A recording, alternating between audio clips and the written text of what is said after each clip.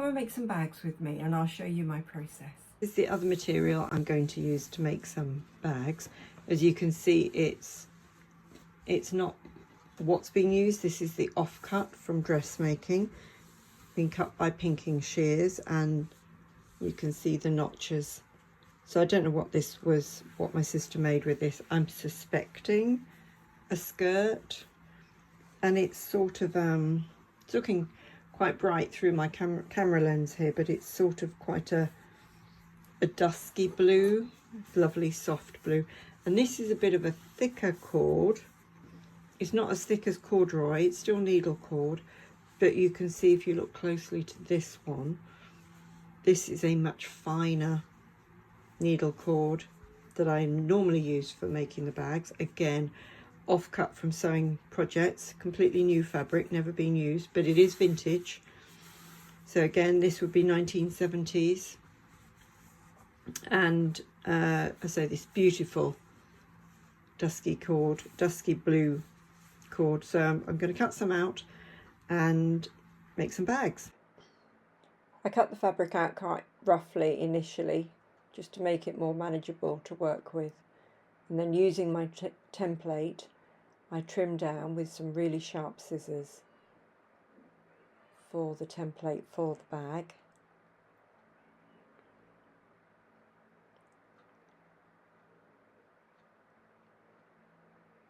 Some fabric moves around quite easily under the template, so you could pin this if you wish. But if you're holding carefully, it'll normally play ball. And I often leave it a little bit wider than the template, so I've got more to tuck in. And once I've glued it onto the bag, I glue in the ends. A bit more fiddling to get them all tucked in right.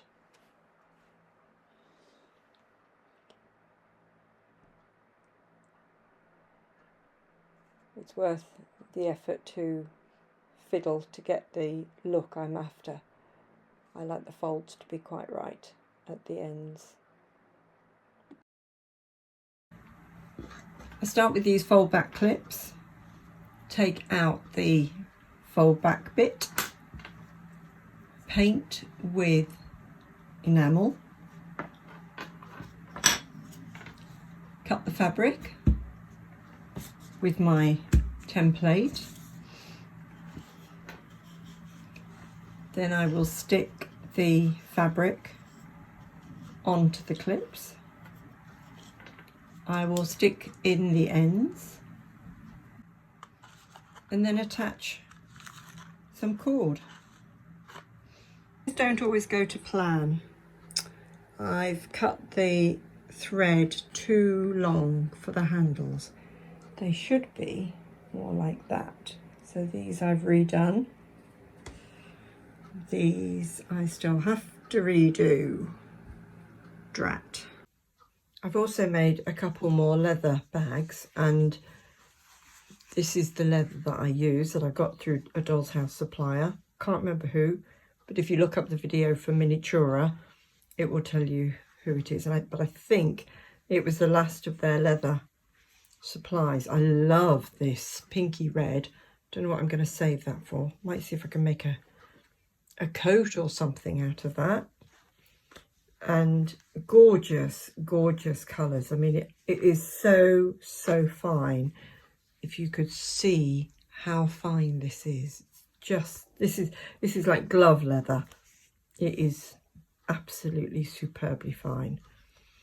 So I have made some little teeny weeny bags in this really funky orange tan. I would say it's orange, and I've used a cord that can only be described as sort of plum.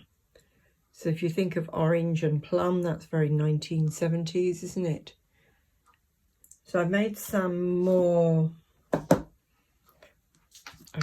orange bags.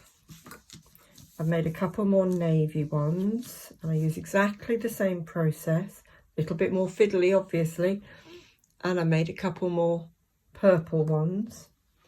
And let me show you how these carpet bags have come out.